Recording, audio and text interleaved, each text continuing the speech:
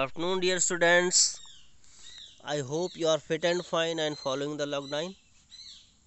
And this is Harish Gangwar present over here to give you online classes.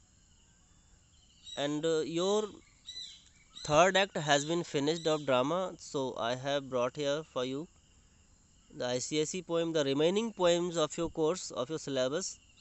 And the next poem is I Know Why the Caged Bird Sings. And this poem is composed by Maya Angelou.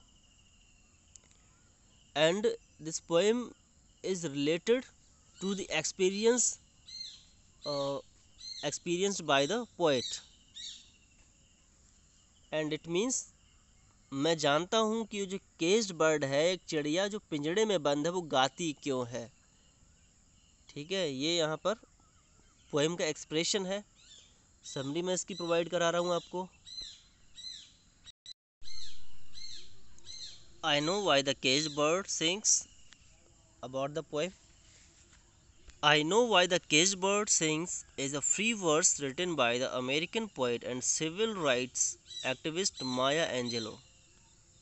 She is an American poet and civil rights activist, जिन्होंने जो black people थे America के, जो African American थे, उनके लिए बहुत सारे संघर्ष किए, उनके लिए लड़ाई लड़ी, क्योंकि जो इंडिफरेंस उनके साथ किया जाता था वो उन्होंने बहुत फेस किया था। तो ये एक फ्री वर्स है। फ्री वर्स यानी इसमें कोई स्पेशल राइमिंग स्कीम नहीं है, इसको हम फ्री वर्स बोलते हैं। Maya Angelou is widely regarded as the black women's poet laureate, यानी ब्लैक वुमेंस पोएट लॉरिएट के नाम से इन्हें जाना जाता है, क्योंकि स्पेशली इन्होंने ब्लैक पीपल के लिए लड़ाई लड़ी एंड स्पेशली ब्लैक वुमेंस के लिए। Reflections on the society and the times she lived in are vividly expressed in her poetry. और जितने भी उनकी लाइफ से रिलेटेड रिफ्लेक्शंस हैं, जो कुछ भी उन्होंने देखा है, वो सब कुछ उनकी पोइट्री में शो हुआ है।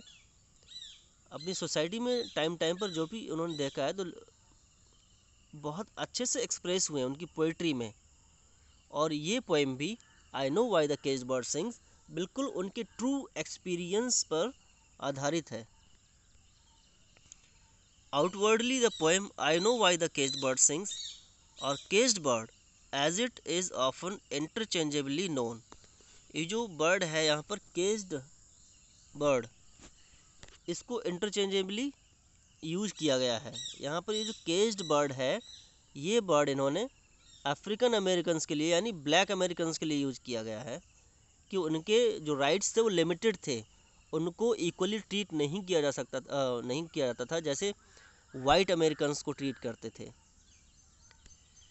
Can be seen as a reflection on social disparity and the ideas of freedom and justice. तो इसमें रिफ्लेक्शन दिखाई देता है कि सोशल डिस्पैरिटी थी, यानी जो सोसाइटी में गैप था ब्लैक अमेरिकन्स और वाइट अमेरिकन्स के बीच में, वो गैप इसमें दिखाई देता था। Ideals of freedom and justice, न्याय और आज़ादी, फ्रीडम और जस्टिस के लिए लोगों की लड़ाई थी, उसका जो आइडियल था उसके बारे में इसमें अच्छे से बताया गया है। Angelo with the metaphor of birds represents the inequality of justice seen in the society. और एंजेलो यहाँ पर इनइक्वालिटी को शो करती है। इनइक्वालिटी जो जस्टिस थी, जो इंसाफ था, उसमें समानता नहीं थी। तो बर्ड्स को इन्होंने एज अ मेटाफॉर यूज़ किया है। एज अ जो बर्ड ये है, जो बर्ड, इसको ब्लैक पीपल से चेंज किया गया है। और उनके साथ जो इनजस्टिस होती थी, जैसी इनजस्टिस एक केज्ड बर्ड और फ्री बर्ड के बीच में है। फ्री बर्ड जो है वो एकदम फ्री है, हवा में उछलता कूदता है, कहीं भी घूम सकता है और अपनी हंटिंग के लिए जा सकता है। लेकिन जो केज्ड बर्ड है उसकी कोई फ्रीडम नहीं है, बिल्कुल वो बार्स तक, अपने जो भी इसमें केज है वहाँ तक लिमिटेड है। So this injustice was seen in the society of a time which differentiates between the African American community and its white American counterpart।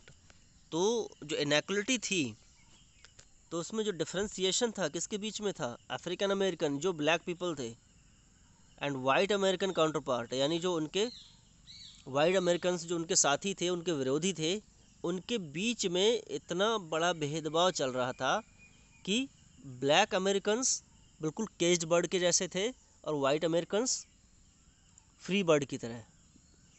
And it means white Americans have all kind of freedom of trade, of clothing, of wandering here and there, कहीं भी आने जाने की, खाने पीने की आज़ादी जो ब्लैक पीपल को नहीं थी।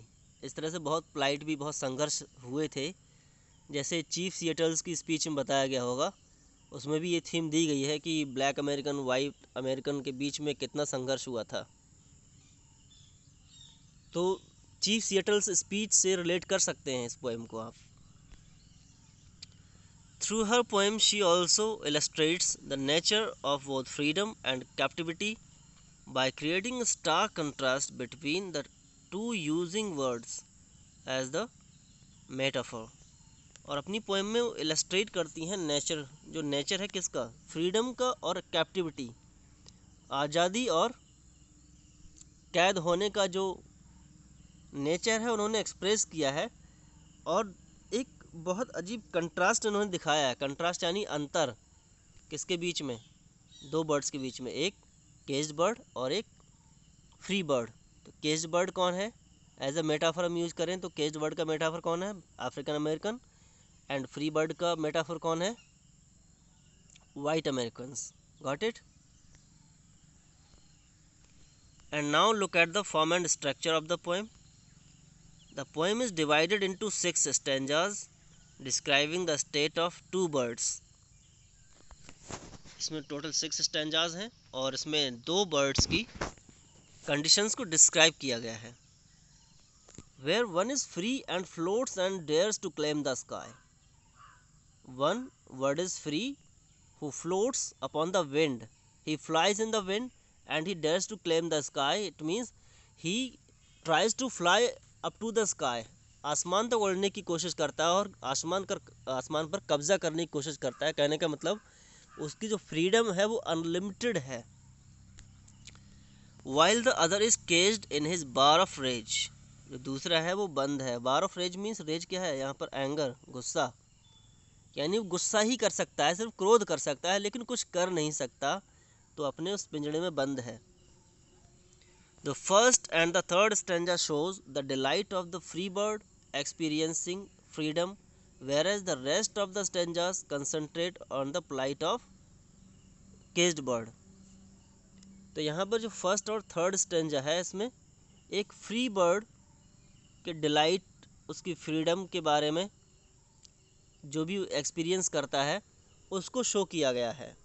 फ्री बर्ड क्या क्या एक्सपीरियंस करता है, फ्रीडम उसकी, उसका आनंद, उसकी खुशी, ठीक है, उसकी आज़ादी, उन सब को इसमें बताया गया है।